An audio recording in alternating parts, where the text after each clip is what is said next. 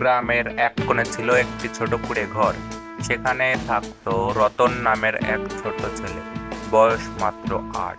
মা বাবার একমাত্র সন্তান। রতন খুব চঞ্চল আর কল্পনাপ্রবণ ছিল। প্রতিদিন স্কুল থেকে ফিরে সে বনের ধারে গিয়ে বসত।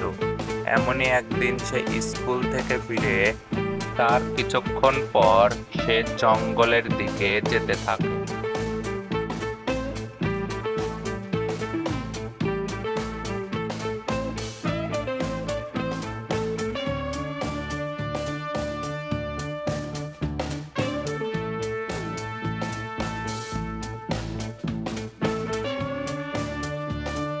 রতন পাহাড়ের ওপর দিয়ে একটা জঙ্গলের দিকে যাচ্ছিল।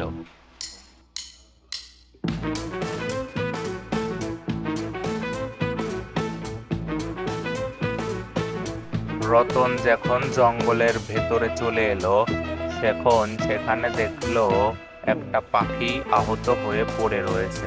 রতন সেখানে দাঁড়িয়ে আশেপাশে তাকালো। কাউকে না দেখতে পেয়ে, আরে, আশেপাশে তো কেউ নেই। পাখিটি জঙ্গলে আহত হয়ে পড়ে রয়েছে। আমি একে বাসায় নিয়ে যাই।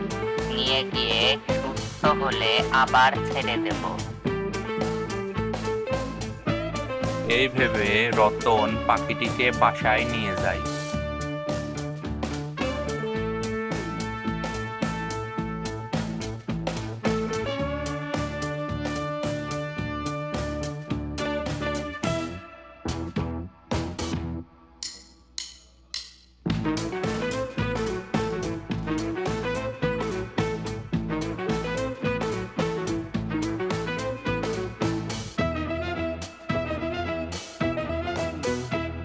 পাখিটি এখন এখানেই থাক। পরে সুস্থ হলে আমি একে জঙ্গলে গিয়ে ছেড়ে দিয়ে আসবো।